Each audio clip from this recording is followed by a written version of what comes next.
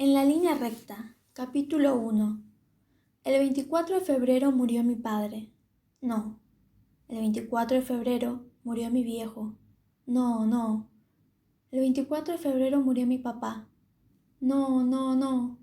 Padre, viejo, papá, progenitor. ¿Cómo tengo que llamarlo?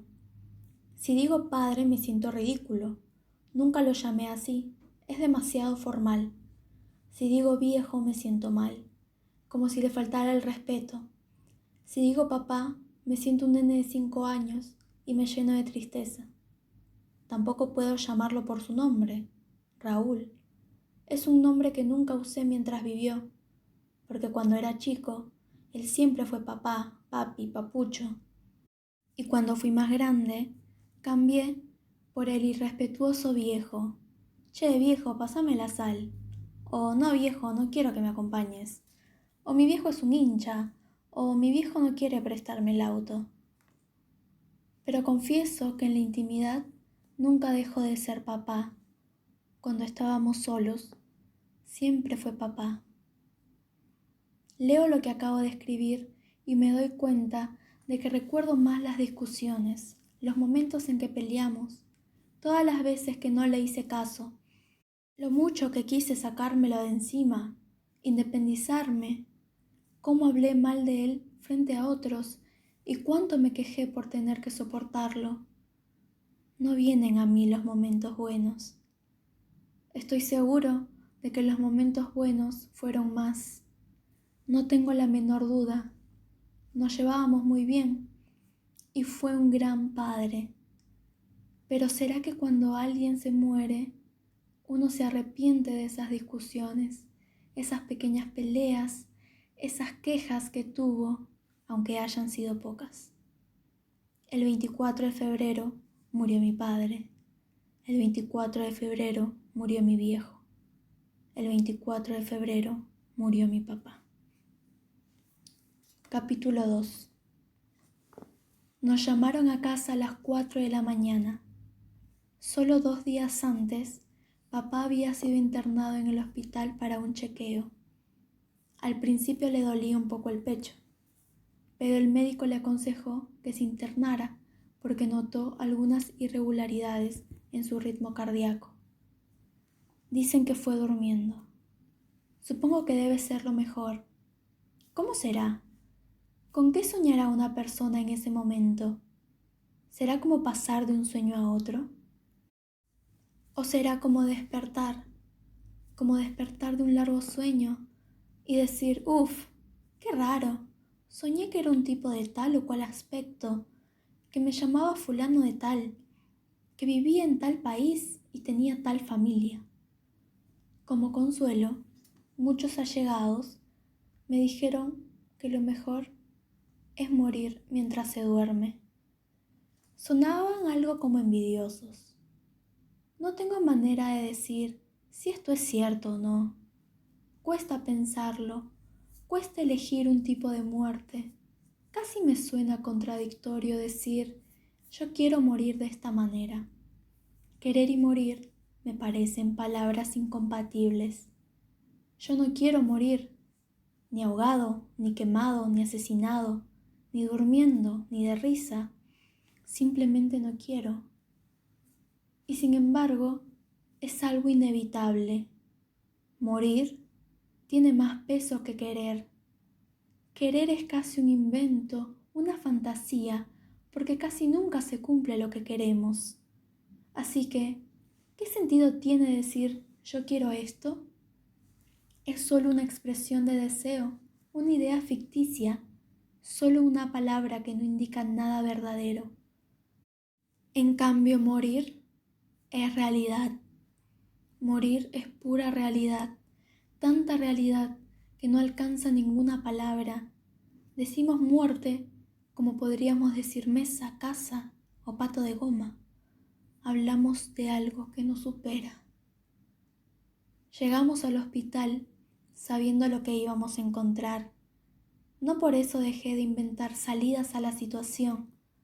Mientras viajábamos en el taxi, imaginaba que al llegar nos explicarían que todo había sido un error, que se referirían a otra persona con el mismo nombre, o tal vez con un nombre totalmente distinto. Un nombre gracioso. Ruperto Haroldino, eso es. El que había muerto era Ruperto Haroldino. Todo fue un error. Lamentamos mucho las molestias causadas y correríamos a contarle a mi padre, y cómo se reiría. Luego allá en casa, todos juntos nos reiríamos del asunto, y Ruperto Haroldino se volvería un código interno, ya que mi padre no dejaría pasar la oportunidad de decir, ni que yo fuera Ruperto Haroldino, y de inmediato agregaría avergonzado, que en paz descanse, porque no corresponde andar haciendo chistes con los muertos. Nunca supe por qué nos hicieron pasar separados. Nos sentaron en un pasillo, primero a mi madre, luego a mi hermano y por último a mí. Una enfermera se acercó, tomó la mano de mi madre y la hizo entrar. Después vino por mí de la misma manera. No entiendo bien para qué todo eso. Parecía algo armado. Una especie de ceremonia. Mientras la enfermera me conducía a la cama donde yacía mi padre, no pude evitar sentirme ridículo. Me parecía ser trasladado a un extraño show, armado únicamente para mí.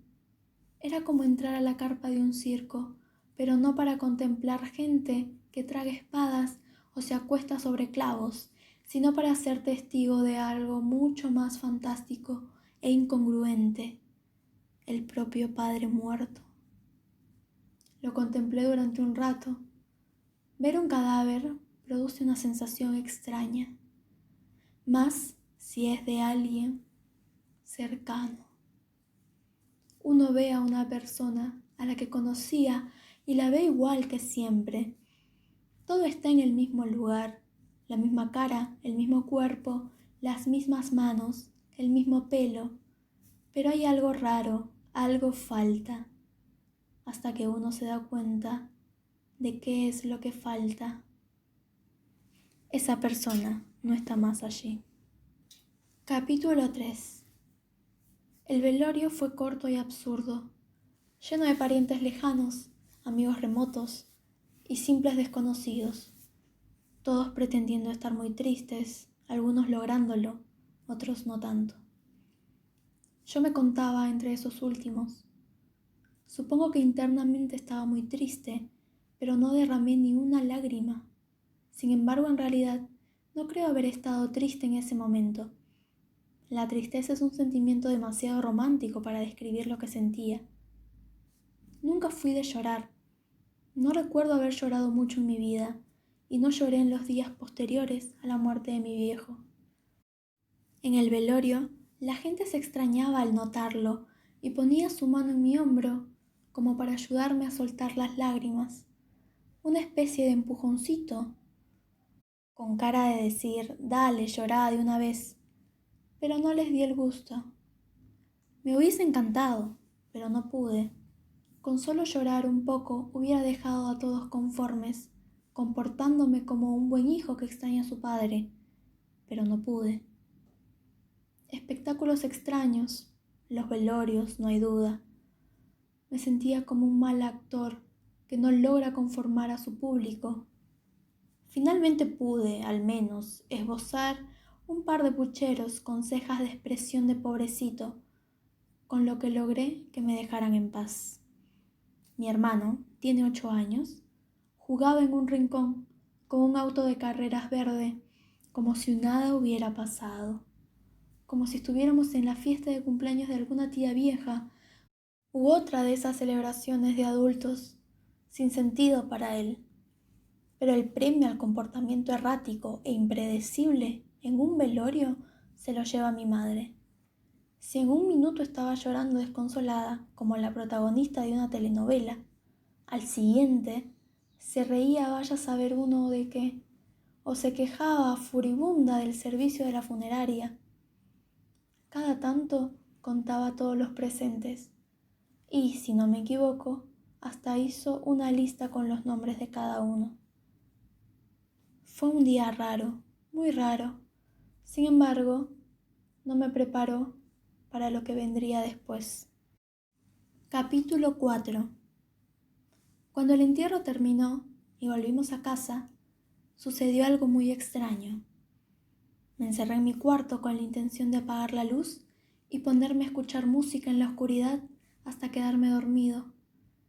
Una costumbre que tengo desde hace años y que se ha vuelto el cierre indispensable de todos mis días. Soy un verdadero fanático de la música. Tengo, mejor dicho tenía, más de 1000 discos, sí, más de 1000, de todo tipo de bandas y géneros, aunque siempre dentro de lo que suele definirse como rock, música joven, digamos. Intenté acostumbrar mi oído al jazz, al tango o a la música clásica, pero hasta la fecha no lo he logrado. Además de discos compactos, tengo vinilos de colección y, por supuesto, la computadora repleta de MP3. Me encerré en mi cuarto, apagué la luz y puse uno de mis discos favoritos.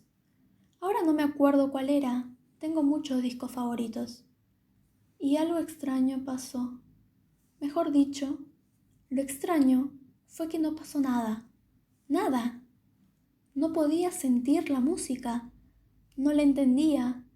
Era como escuchar ruidos, sonidos sin sentido.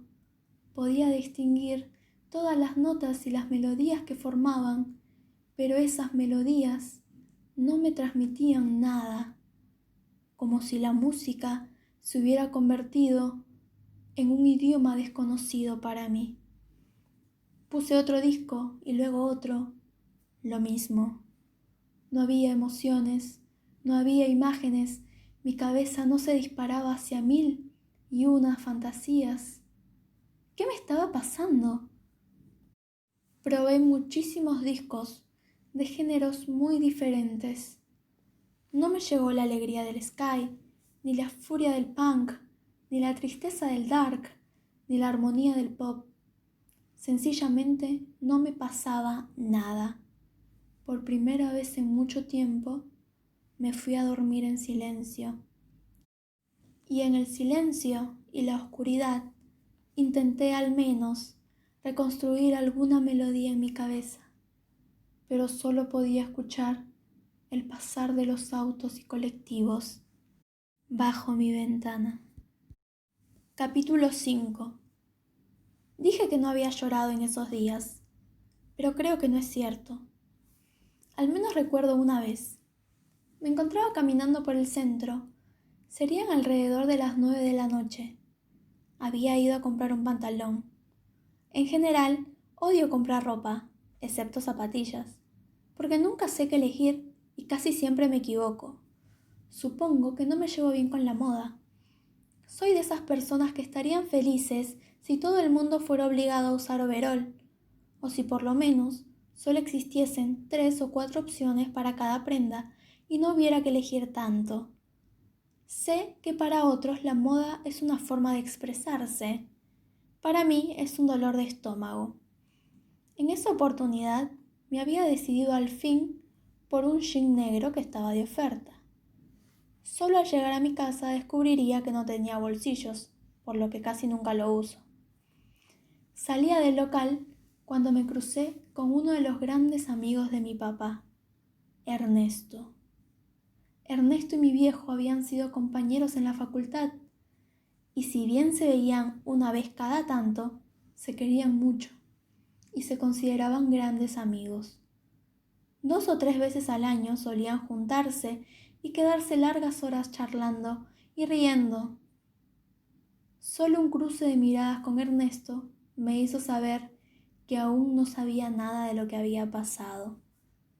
La sonrisa amplia y contenta, el brillo de su mirada al cruzarse con la mía, no podía indicar otra cosa.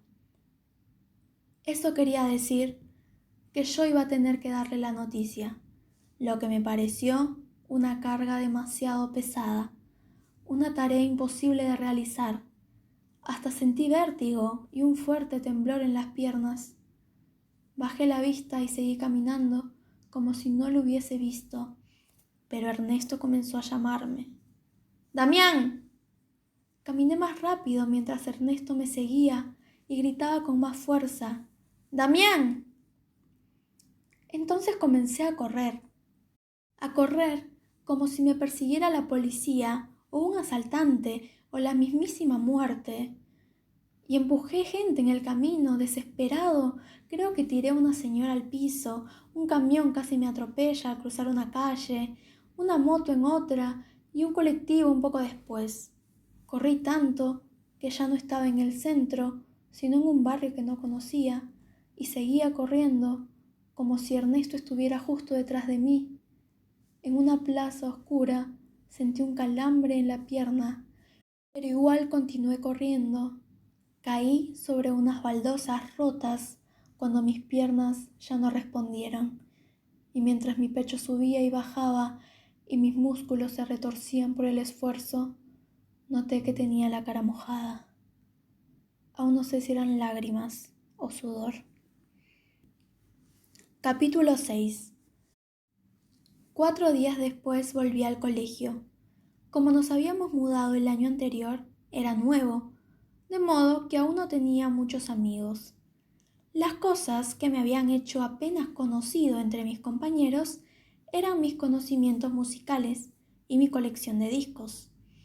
Cada tanto, alguien quería que le grabara un disco o averiguara de qué banda era tal tema o cuántos discos había sacado fulano, y yo casi siempre tenía la respuesta exacta para cada pregunta.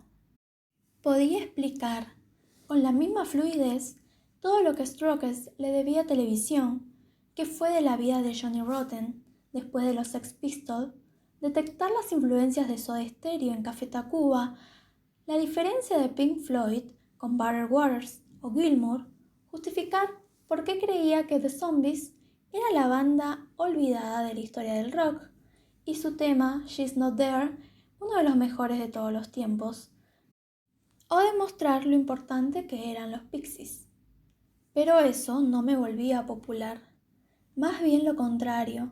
Supongo que me consideraban un bicho raro, un poco fanático en mi coleccionismo musical, y creo que tenían razón.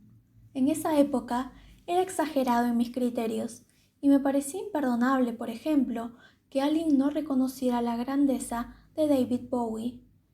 Y si ser nuevo no me había permitido hacer muchos amigos, el reciente fallecimiento de mi padre terminó de espantar a todo el mundo. Nadie tiene ganas de estar en compañía de alguien que acaba de pasar por eso. Podía notar cómo me señalaban con un cabezazo cuando pasaba por el pasillo, y casi podía escucharlos decir: ¿viste ese que va ahí? Se le acaba de morir el padre. Como si uno tuviera una especie de peste por haber perdido a un ser querido. El primer día de clases, después del fallecimiento de mi viejo, tuve clase de música.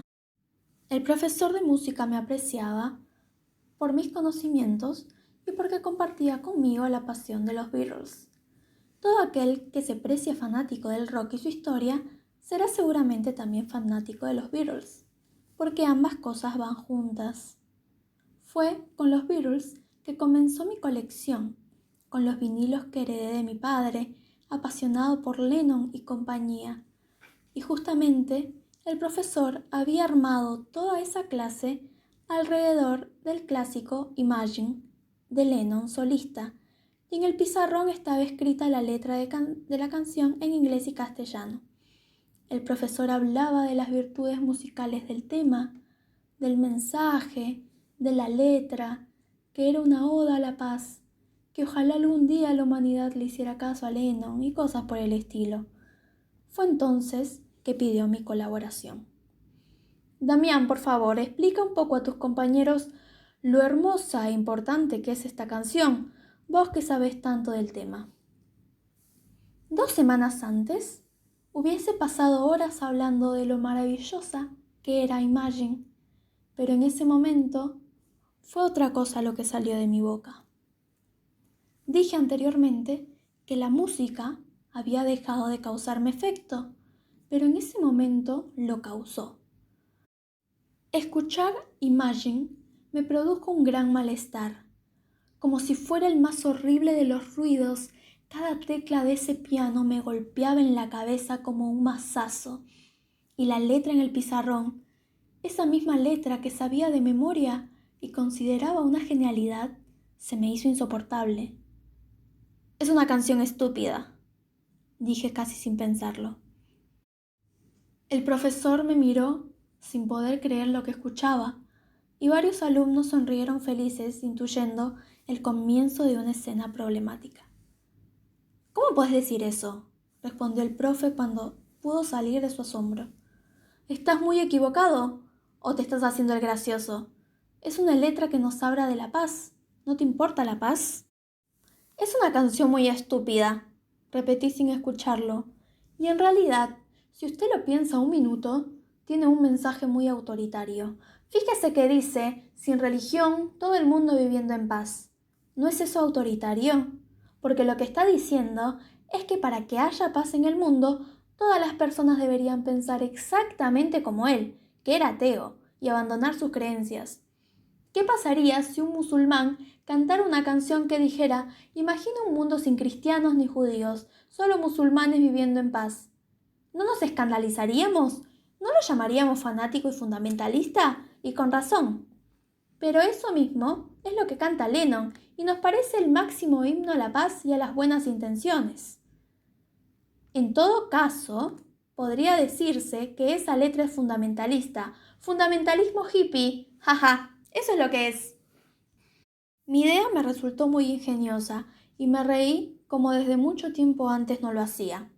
El profesor no, enojado, me mandó al despacho del director, un hombre cincuentón de excelente carácter que me estuvo explicando durante media hora por qué John Lennon era un personaje importante de la historia y que, si bien respetaba mi opinión, me pedía que lo pensara mejor. Luego me enteré que el Dire es otro fanático declarado de los Beatles. Si insultaba a Sarmiento o a San Martín, seguramente hubiese tenido menos problemas. Capítulo 7. Esa noche, al volver a mi casa, apagué la luz y puse Imagine en el equipo. Recordé el día en que mi padre me lo hizo escuchar por primera vez. Su cara emocionada, como si estuviera mostrándome el más fabuloso de los tesoros. Quise que la tranquila y dulce melodía y la voz algo áspera de Lennon me emocionaran como tantas otras veces. Y mientras la canción se repetía una y otra vez, intenté sinceramente que me gustara. Pero no, me pareció una porquería.